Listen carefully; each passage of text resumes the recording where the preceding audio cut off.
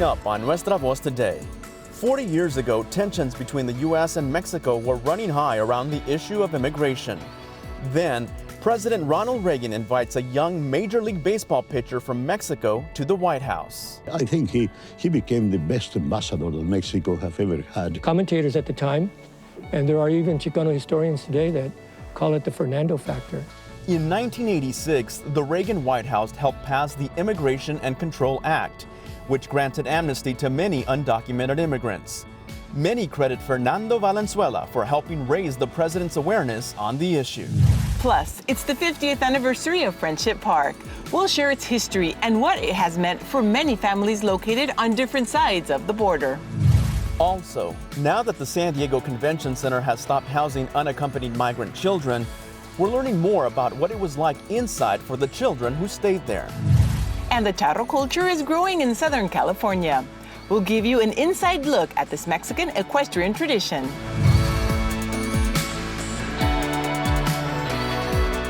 Hi everyone, hola. I'm Paola Hernández-Jiao. And I'm Cruz. Thank you for joining us for this Hispanic Heritage Month edition of Nuestra Voz Today, presented by the San Diego Union-Tribune and the Los Angeles Times. We are coming to you from the historic Chicano Park in San Diego's Barrio Logan. Today, we're going to be talking about the many aspects of immigration. In 1981, as it is still today, immigration from Mexico into the United States was a hot political issue. When Ronald Reagan was inaugurated as president, no meaningful new immigration laws had passed since 1965, and tensions between the two countries were high. LA Times columnist Gustavo Arellano shows us how immigration policy changed once Ronald Reagan met Fernando Valenzuela during his remarkable rookie season. In June of '81, President Reagan invited Mexico President José López Portillo to the White House for a state lunch. And he also requested the presence of a certain 20-year-old pitcher from the Los Angeles Dodgers.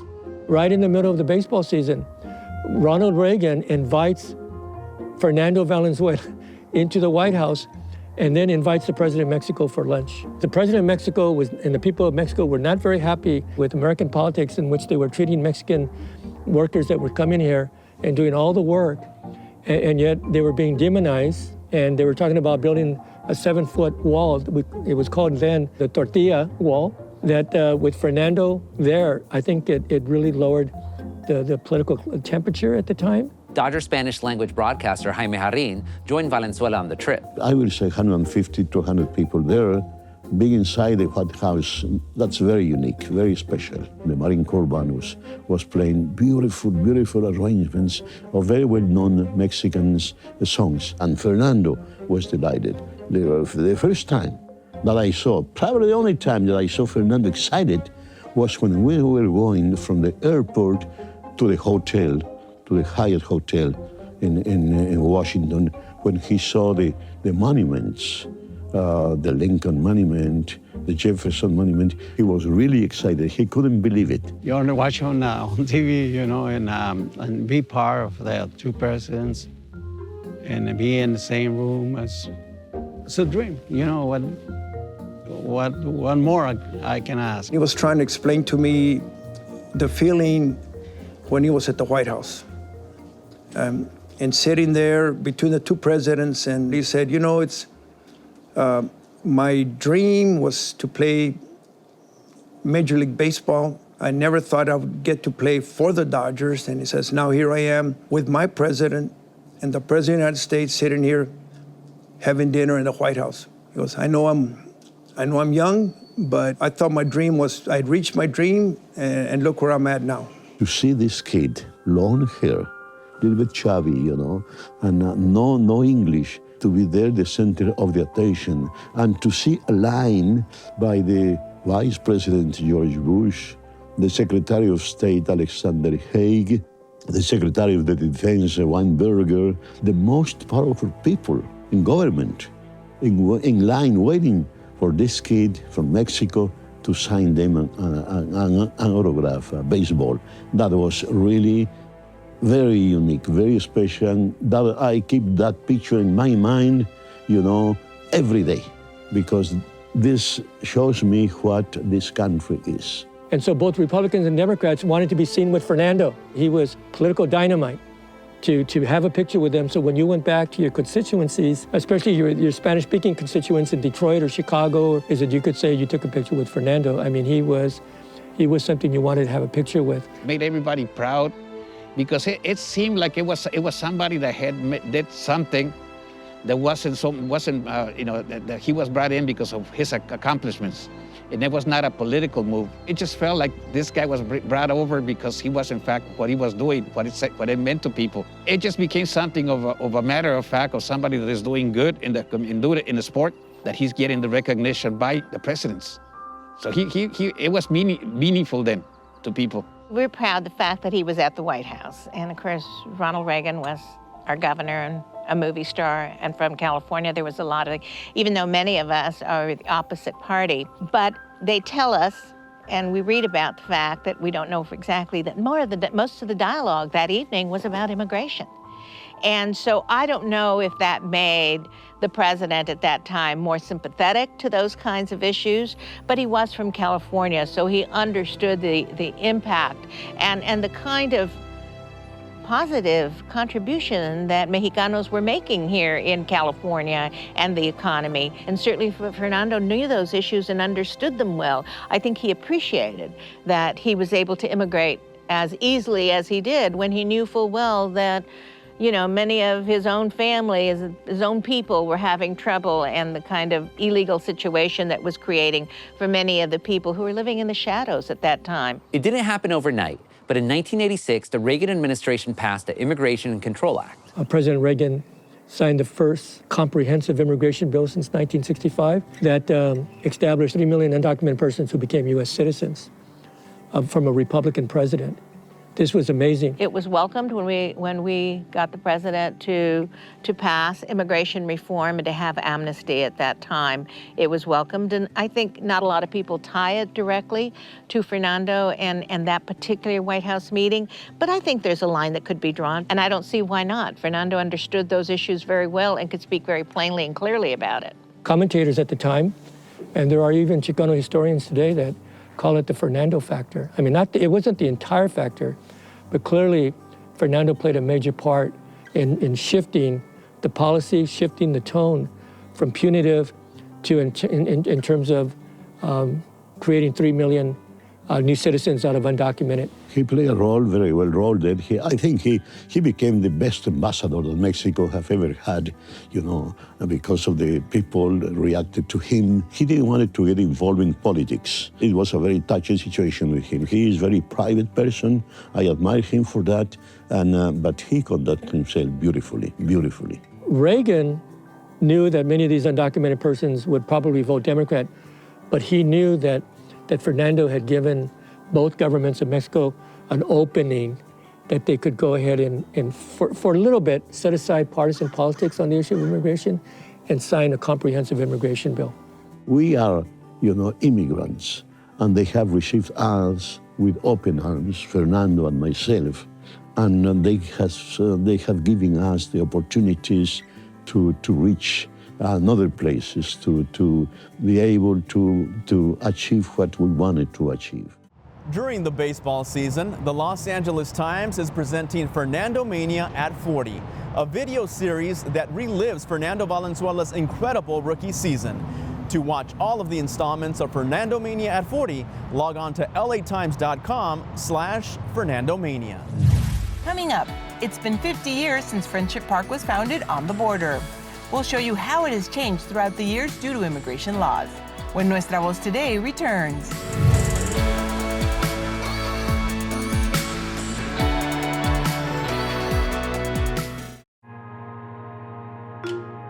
The search to solve our most pressing issues. How to endure, and how to be redeemed. The world is watching California, because California fights back, remembers where we're from, and defies those in our way. Los Angeles Times, the state of what's next.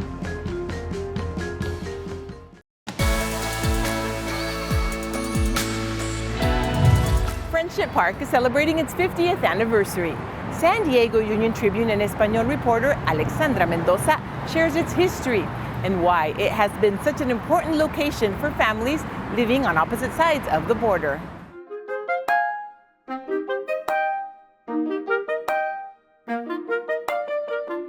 We're here at the U.S. side of Friendship Park. 50 years ago, then First Lady Pat Nixon opened this site, which she envisioned as an international friendship park on the U.S.-Mexico border. Back then, there was only a barbed wire fence that separated both countries. Today, we see another reality. Over time, this park established itself as a meeting place for families who have been separated by immigration laws.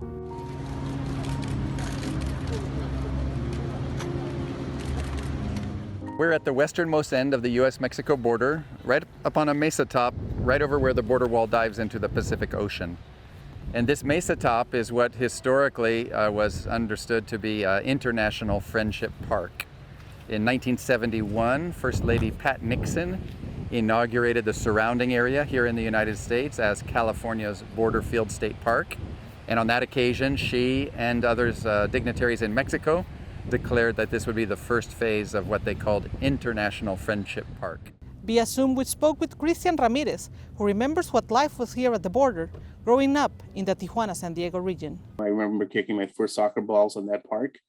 And, you know, I don't have a memory of the fence until I was, you know, a teenage boy and living now on the U.S. side of the border. And our family moved to San Isidro, and Friendship Park was just a few miles, you know, walking distance from our home.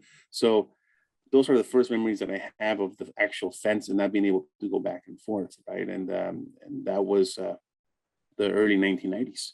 Este es Rafael, viene de Los Ángeles y venía a ver a su mujer que venía de Ensenada con sus 5 niñas. Después ya cuando pusieron el segundo muro dejó de venir porque se pusieron más estrictos en la cuestión del estado migratorio de las personas que iban a visitar ahí, entonces ya no pudo venir porque era completamente indocumentado. For over 20 years, Maria Teresa Hernández has been documenting the park's transformation. We sat down with her in Chula Vista to listen to some of her stories. Desde que lo empecé a documentar me di cuenta que algo tenía este objeto. Estaba dando información constantemente, objetos, graffiti, los mismos migrantes al llegar ahí, te amo Julia, ¿no? Te amo, o soy de Valle, San Luis Potosí, este sitio tiene algo de vida y poco a poco me di cuenta que sí, que era un objeto vivo, que estaba cambiando constantemente, que estaba creciendo en longitud, porque cuando yo comencé, nada más llegaba hasta Jocumba y empezó a crecer y irse casi a correr toda la frontera. Mira, aquí está de lejos, aquí está el corral. Aparte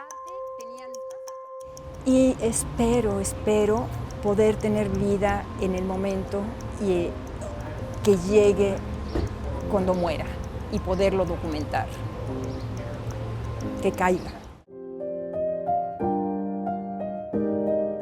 We spoke with Emma Sanchez. Nearly 15 years ago, she was deported to Mexico. At that time, while living in Tijuana, she used to meet with her family at the park, and she even had a wedding ceremony in front of the fence. She's now back in San Diego County, and she remembers those days. Sí, tuve la oportunidad de ver a mi familia. De hecho, en la boda, mi mamá me dio la bendición a través de ese muro, ella del lado americano, yo del lado mexicano. O sea que para mí es muy importante que ese muro esté abierto, que se retome lo que inicialmente quiso ser la primera dama, Pat Nixon, de hacer algo de amistad ahí, o sea, de hacer algo de unión de los dos países. Yo creo que es momento de buscar soluciones, no de buscar culpables ni de buscar más problemas. Emma recalls the first time she visited Friendship Park, but this time from the U.S. side.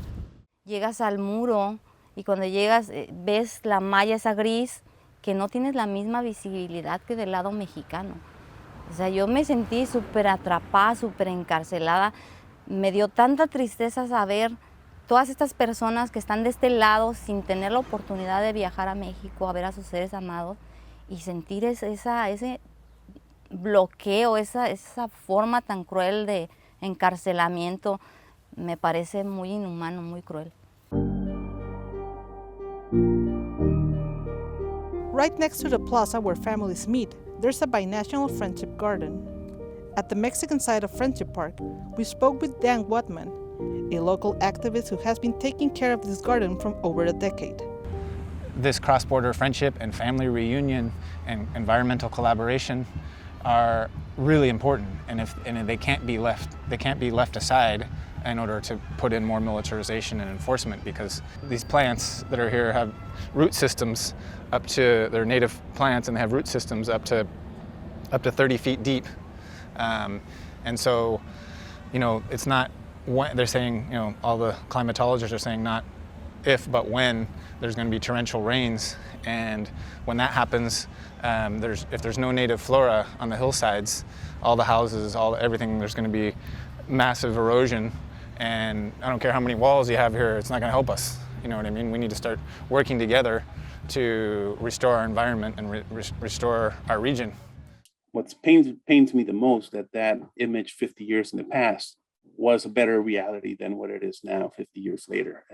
But I remain hopeful that this place will usher in a new reality for the border, in which a fence will no longer divide the people of Tijuana and San Diego. And if the day comes when that occurs, when these walls no longer stand, it will happen at this place because it's been able to survive for 50 years under the constant threat of destruction from every single administration, with the exception, ironically, of the Nixon administration. Borderfield State Park closed in the spring of 2020 due to the pandemic, and with it, access to the binational park. Although the state park reopened back in May, Friendship Park didn't follow. An official with the U.S. Border Patrol said that because of the influx of migrants on the southern border, they are not capable to properly staff the park. Reporting from Friendship Park, I'm Alexandra Mendoza, with photojournalist Alejandro Tamayo for the San Diego Union-Tribune. To read Alexandra Mendoza's full history about Friendship Park, go to SanDiegoUnionTribune.com. Coming up, for months, the San Diego Convention Center was a facility for unaccompanied migrant children. Find out what conditions were like inside and what it was like working with these children. Nuestra Voz Today will be right back.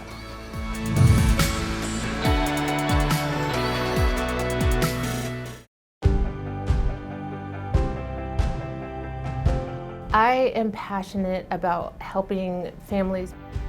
When COVID-19 reached San Diego, we knew that this was going to impact our community very deeply, and so we wanted to work right away. We've done at least 2 distributions of essential supplies every single month. We have provided rent relief, flexible financial assistance. We've done distributions of diapers. We've done distributions of COVID-19 kits and PPE. During a time where our community was struggling and really needed support, I was really grateful for the assistance and the partnership of the San Diego Union-Tribune. Not only did they help us to raise funds to be able to better serve our community, they reached out and offered to be a partner and really asked, how can we help? And we were able, in a matter of 6 months, to be able to distribute more than 20,000 COVID-19 safety kits. I'm grateful to live in a community that has been so responsive and so supportive.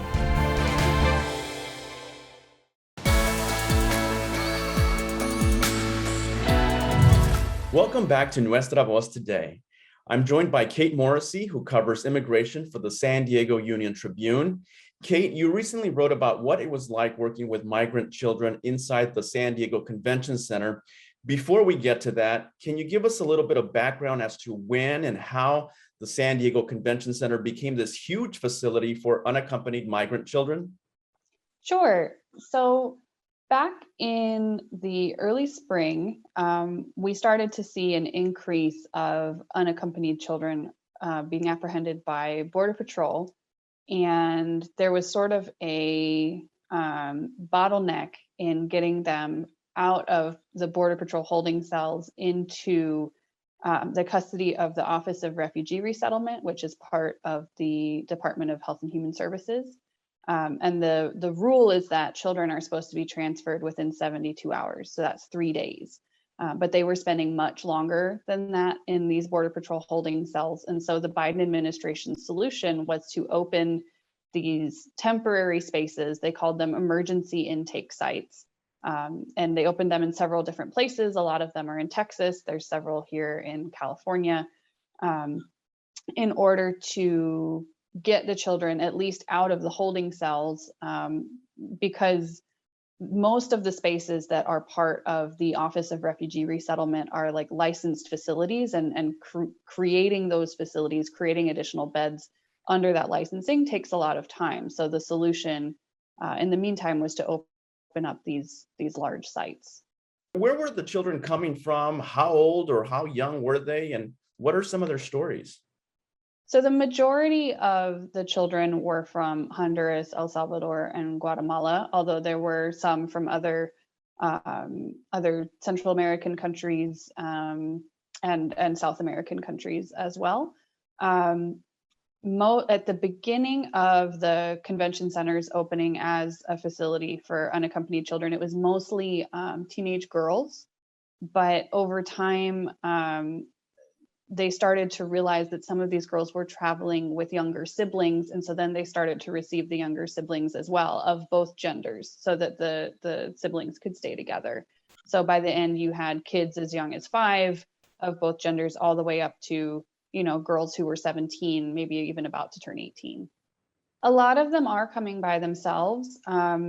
They're either leaving parents behind in their home countries, or they're coming here to be with parents who have already left their home countries. The journeys are incredibly difficult, whether you're traveling, with an adult or by yourself. Migrants are often targeted by criminal groups and cartels along the way. They're often, robbed or assaulted or, raped. Lots of different things can happen to people on that journey. Falling off of the train, many migrants ride on top of this train through Mexico. The train is called La Bestia. And they, a lot of people get injured. I've actually, a little while back now, interviewed a young man who had been traveling by himself as a minor and fell from the train and lost 2 of his limbs as a result of that. And so it is a very grueling journey. And then, arriving here at the border, going into Border Patrol custody can also be a pretty traumatic experience, especially for a child by themselves. Just, experiencing being in custody when that's not something that you've experienced can be pretty traumatizing. You spoke to people who took care of these children. Describe what they said it was like inside. Pretty much everyone I spoke to was really profoundly sort of personally impacted by having worked with these kids. I think it was a very emotional experience for most people. The workers who I talked to, all came up with everything that they could to try to give the kids, fun distractions. They had, the girls were always requesting to hear music played from the televisions that were in their pods. Several workers brought in portable speakers to carry around on their backpacks while they were walking down the hallways with the girls to go to their different activities or different appointments. The school also had a big speaker that would play music in between class change, and the teachers would come and dance with the students in the hallways. So there was music everywhere. There was always singing and music and dancing happening in there. And you said they were going to school inside the convention center as well. Yes, the San Diego County Office of Education was actually contracted to provide school. And so they had classrooms set up, and it was about 2 hours of class twice a week for each student. So it's not like they were getting a full, school day every day, but they were getting about an hour of academic work and then an hour of either art or mindfulness or some combination of those two in the second hour. And they were doing that twice a week. When did the convention center stop housing these migrant children, and what happens to these children now? So the contract ended in July, but they actually were able to reunite everyone who they were responsible for towards the end of June. So they ended a little bit early. Some of the children didn't have anyone to go to, and in those cases, they were transported to those licensed facilities that I mentioned earlier, so that they could be in a sort of longer term space for children. Sometimes kids in that situation might end up, with a foster family or different situations like that, depending on where they are and how it works out. There were also some children who aged out of the system. So that means that they hit their 18th birthday while they were sort of still in government custody at the convention center. And since the Office of Refugee Resettlement really only has the authority to hold kids up until they turn 18, like while they're still minors, those children were actually on their 18th birthday released to the person that they said they were coming to stay with without, finishing whatever background checks were in process. And that was really interesting to me because in the past, a lot of times when kids have turned 18, if they're still in government custody, we've seen them end up in immigration detention facilities, like the ones for adults. And so to learn that these kids were actually just released was kind of surprising and new to me. Kate Morrissey, immigration reporter for the San Diego Union-Tribune, thank you for your time. To read more on this story and all of Kate's reporting, log on to SanDiegoUnionTribune.com. Still ahead, the charro culture is growing in Southern California, thanks to a group that is working to elevate the Mexican tradition. We'll continue celebrating our Hispanic heritage when Nuestra Voz Today returns.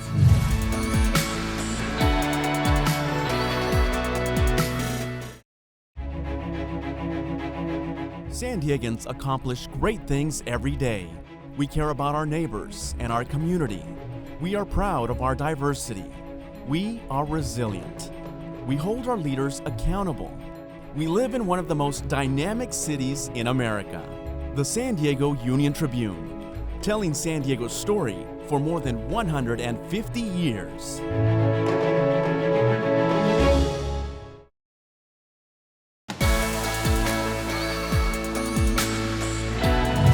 Charreria is inspired by the work of Mexican charros in haciendas. Reporter Andrea Lopez Villafaña takes us from San Isidro to Pico Rivera and shows us why this equestrian tradition is growing and how charreadas allow many of us to connect with our Mexican culture.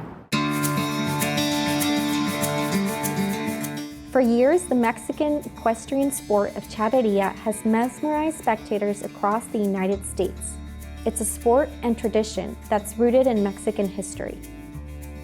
Charreria, or charreadas, are sport competitions that consist of roping and riding exhibitions inspired by the daily ranch work perfected by charros in haciendas in 16th century Mexico. It's sometimes compared to American rodeo, but for those who practice it, it's much more. They see it as a display of tradition, culture, skill, and courage. Charreria is seen as a representation of Mexico, and is often something that allows Mexican Americans who practice the sport to feel connected to their heritage. Charreria is important to me. One, it's because of the culture. When you dress up as a charro, you're dressing up like Mexico, and that's important to me. And what does that mean? It means the values of a family. It means the value of being a good athlete. It means the value of being Mexican. It means the value of especially being in a country that this is not the norm. That's why it's important to me, for the traditions, for the kids, for the family, that this is a sport, and it's a sport that we all love. It's a sport that brings a lot of families together, and it's a sport that makes us really go back to our culture, our roots of Mexico. So that's why charreria is important to me. As the sport continues to grow in the U.S., those who practice it are finding ways to preserve it through educational and community events in San Diego. As an organization, I think what we're trying to do is, one, to get our community to know a little bit about us, know about our culture, get our kids involved, get the community, get the teenagers, get the kids involved, and teach them about our sport. And hopefully one day they could be the next generation of charreria, of charros. That's really what we're trying to do. For the San Diego Union-Tribune, this is Andrea Lopez Villafaña, with images by Ariana Dressler. It's wonderful to see the tradition of charreria growing in Southern California and the United States. To learn more about this equestrian sport, go to the Latino live sections of the LA Times and the San Diego Union-Tribune. That does it for this edition of Nuestra Voz Today. Have a great Hispanic Heritage Month. Thank you for watching. Gracias por su sintonía y hasta la próxima.